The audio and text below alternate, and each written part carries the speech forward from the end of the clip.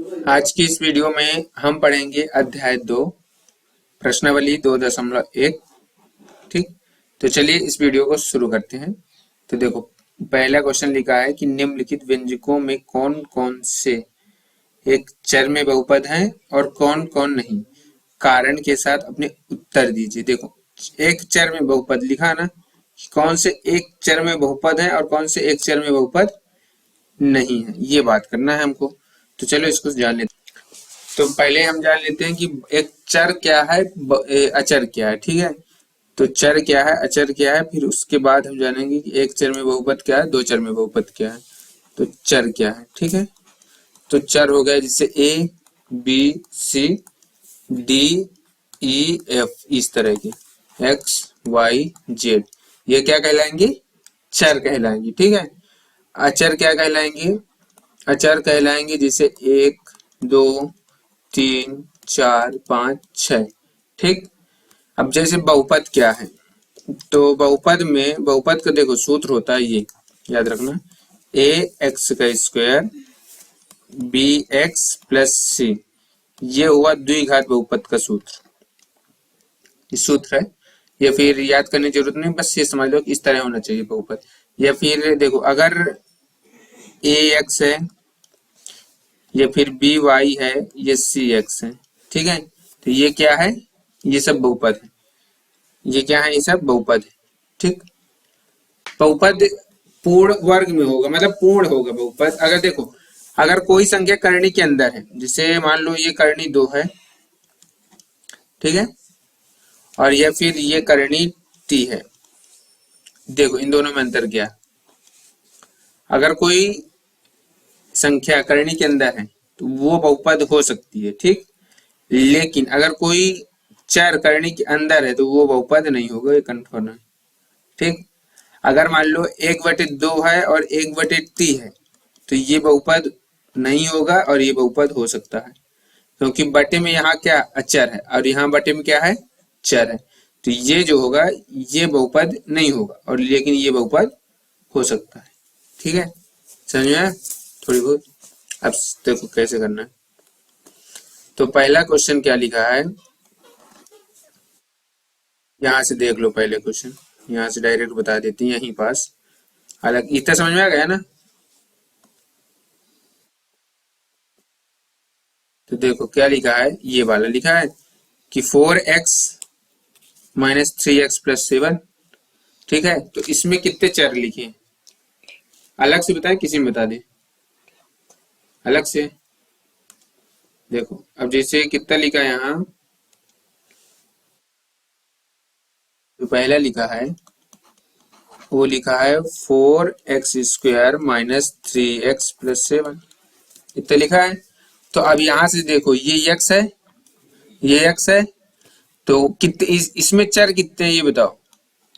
इसमें चर एक है ना, केवल x, इसमें केवल x बस है ना, तो ये एक चर हुआ। इसमें चर कितने हैं, एक।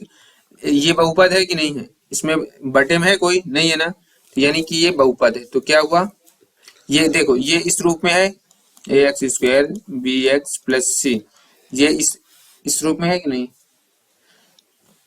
तो ये समझ लो कि ये बहुपद है बस। इसमें केवल चर कितना है, x बस है, और इसमें कोई बटे में नहीं है, कोई करनी में नहीं, तो ये क्या है, एक चर बहुपद है। ठीक है, तो यह बहुपद है। ठीक है, बहुपद है। अब दूसरा देखो, दूसरा क्या लिखा है, y² प्लस करनी 2, यहाँ y² प्लस करनी 2 लिखा है। तो यहाँ से देखो, यहाँ चर कितना लिखा है, चर केवल एक है जिसका नाम y है, तो यानी कि ये भी बहुपद है। ठीक है। और तीसरा, यहाँ कितना लिखा, 3 करनी और प्लस t करनी 2, इतना लिखा है ना यहाँ। देखो अब यहाँ से देखो, अब यहाँ से चर कौन कौन से है, चर केवल एक है, लेकिन ये बहुपद है, बहुपद ये नहीं है। क्यों नहीं है, देखो क्योंकि ये जो करनी t है, t जो है करनी के अंदर है, t जो है करनी के अंदर है, इसलिए ये बहुपद नहीं है। समझ में आया?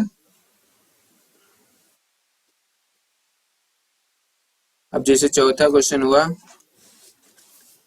देखो y प्लस 2/y, यहाँ चर कितने लिखे हैं? केवल चर केवल एक है, y। अब ये बताओ ये बहुपद है या नहीं है? ये बहुपद नहीं है।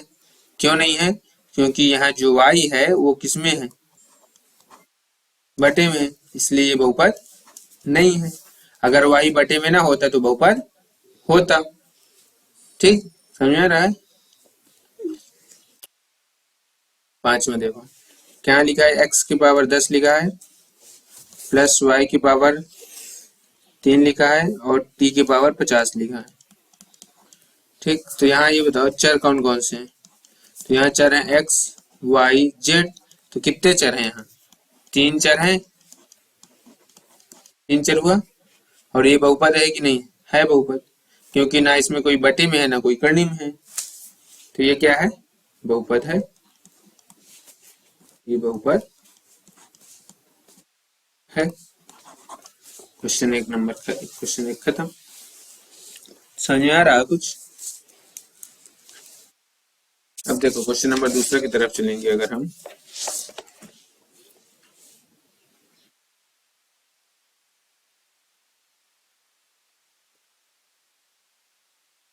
देखो, अब हम क्वेश्चन नंबर दूसरा की तरफ चलते हैं इसी वीडियो में। तो ये क्वेश्चन नंबर दूसरा क्या लिखा है कि निम्नलिखित में से प्रत्येक एक्स स्क्वायर का गुणांक लिखिए।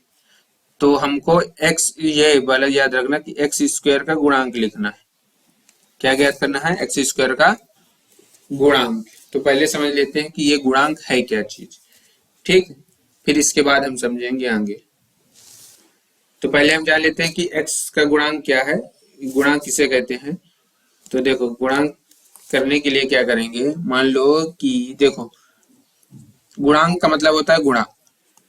गुणांक का मतलब होता है गुणा। ठीक है, तो जैसे देखो कैसे करना है कि यहाँ मान लो 12 लिखा है।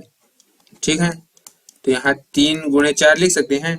मतलब कि 4 के गुणे में कितना लिखा है? 3 लिखा है। या फिर 3 के गुणे में कितना लिखा है? 4 लिखा है। लिखा है 4। अगर हम यहाँ लिख दें 12x लिख दें, ठीक है, तो मतलब 12 गुणे x। तो यानी कि x का गुणे में कितना लिखा है? 12। या फिर 12 के गुणे में कितना लिखा है? x। तो हमको गुणांक ज्ञात करना है कि x का गुणांक क्या है, एक्स स्क्वायर का गुणांक क्या है। ठीक है, ये गुणांक का मतलब समझ में आया क्या होता है? गुणांक का मतलब होता है गुणा। गुणांक का मतलब क्या होता है? गुणा। तो देखो पहला क्वेश्चन लिखा है, क्वेश्चन नंबर दूसरा का पहला क्वेश्चन है कि 2 plus x square plus x, ये लिखा है ना।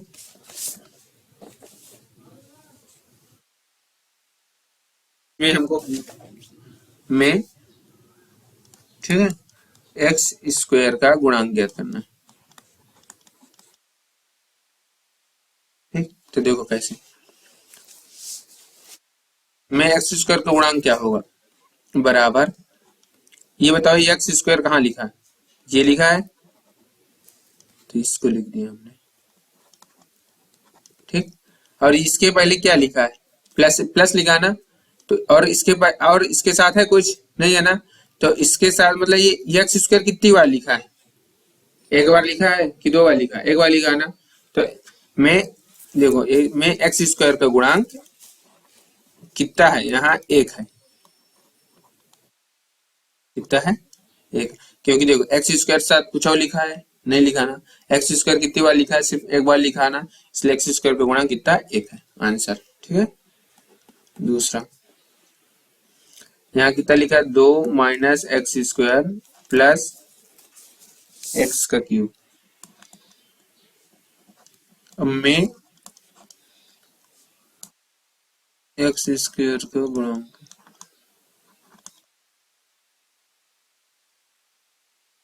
और देखो एक्स स्क्वायर केवल 1 लिखा है ना। इसके पहले प्लस था, इसके पहले माइनस है। तो प्लस लगाओ चिन्ह लगाओ लेकिन चल जाता है, लेकिन माइनस लगाना ही पड़ेगा। तो कितना है? -1 है। ठीक है, तीसरा अब यहाँ से कितना लिखा देखो, पाई/2 एक्स स्क्वायर प्लस एक्स में एक्स स्क्वायर का गुणांक। अब ये बताओ, एक्स स्क्वायर यहाँ लिखा ना, एक्स स्क्वायर के साथ क्या है, पाई/2 है, बस हो गया आंसर। चौथा, करनी 2x - 1 में एक्स स्क्वायर का गुणांक। अब देखो यहाँ जो है इसमें एक्स स्क्वायर दिख रहा है, तो जब इसमें एक्स स्क्वायर नहीं है तो एक्स स्क्वायर का गुणांक कहाँ से आएगा, तो इसमें एक्स स्क्वायर है ही नहीं, तो एक्स गुणांक 0। ठीक है, समझे। तो अब देखो,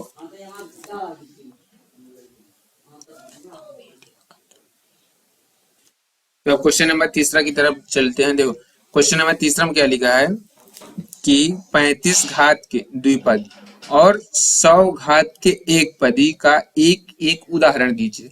तो पहले देखो यहाँ लिखा 2 पद, यहाँ क्या लिखा 1 पद। ठीक, तो अभी तुमको यही नहीं पता कि द्विपद क्या है, एक पद क्या है, त्रिपद क्या है। तो हम पहले जान लेते हैं कि द्विपद, एक पद और त्रिपदी क्या है, और फिर इसके बाद हम बताएंगे कि 35 घात के द्विपद और 100 घात के द्विपद के उदाहरण कहाँ से लिखेंगे। ठीक है, तो पहले जान लेते हैं कि एक पदी, द्विपदी, त्रिपदी क्या है। तो देखो एक पदी, एक पदी का मतलब जिसमें सिर्फ एक पद हो। जैसे देखो एक पदी लिखा है ना, जिसमें सिर्फ एक पद हो, जैसे x हो गया केवल, या फिर y हो गया, या फिर 3 हो गया, या फिर 4 हो गया, कुछ ये क्या हो गए, एक पदी हो गई, सिर्फ इसमें एक पद है। ठीक है, और द्विपदी इस तरह, द्विपदी क्या है, इसमें 2 पद हो। जैसे मान लो कि x प्लस 3 हो गया, या फिर z प्लस 3 हो गया, या फिर एक्स स्क्वायर प्लस एक्स हो गया, जिसमें बीच में एक प्लस है या माइनस है, जैसे y - 3 हो गया, या y प्लस करनी 2 हो गया, मतलब जिसमें एक प्लस आए या फिर एक माइनस आए, तो वो क्या हो जाता है, 2 पदी। त्रिपदी में क्या होता है, त्रिपदी में क्या होता है, जिसमें 3 पद हो, जैसे a x square plus by plus c, इसमें कितने प्लस आए, 2 प्लस आए, या फिर एक माइनस कर दो तुम, A X square minus B X plus C, जिसमें 3 पद हो। देखो 1 2 3, 3 पद हैं, इसमें कितने लिखी, 1 2, 2 पद हैं, और इसमें कितना, केवल एक एक है। तो इससे एक पदी, द्विपदी और त्रिपदी इसे कहते हैं। समझ में आया कुछ, कि एक पदी, द्विपदी, त्रिपदी किसे कहते हैं।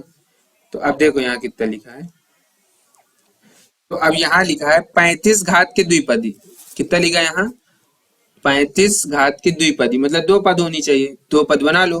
तो इसमें ये बताओ इसमें कितने पद हैं, इसमें 2 पद है ना, तो इसमें लिख दो। देखो ये वाला उदाहरण लिखते हैं, 35 घात का 2 पदी, तो यहाँ हो जाएगा 4 माइनस वाई की पावर 35, ये हो गया 35 घात का द्विपदी, ये हुआ आंसर हमारा।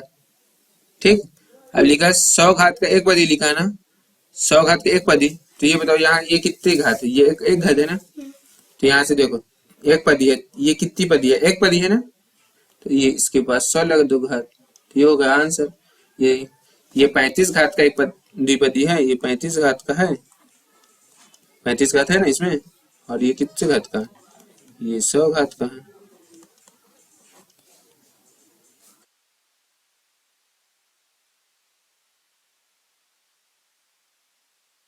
ठीक है, ये 100 घात का है। समझ में आया कुछ। क्वेश्चन नंबर दूसरा हमारा खत्म, और क्वेश्चन नंबर तीसरा भी खत्म, और हम मिलेंगे आपको नेक्स्ट वीडियो में क्वेश्चन नंबर 4 लेकर ये वाला, और क्वेश्चन नंबर 5 ये वाला लेकर। ठीक है, और ये वाला हमारा जो नेक्स्ट वीडियो है उसको जरूर देखिएगा। अगर जहां समझ में ना आया हो तो अभी बता दो, या कमेंट करके बता देना। तो चलिए मिलते हैं नेक्स्ट वीडियो में।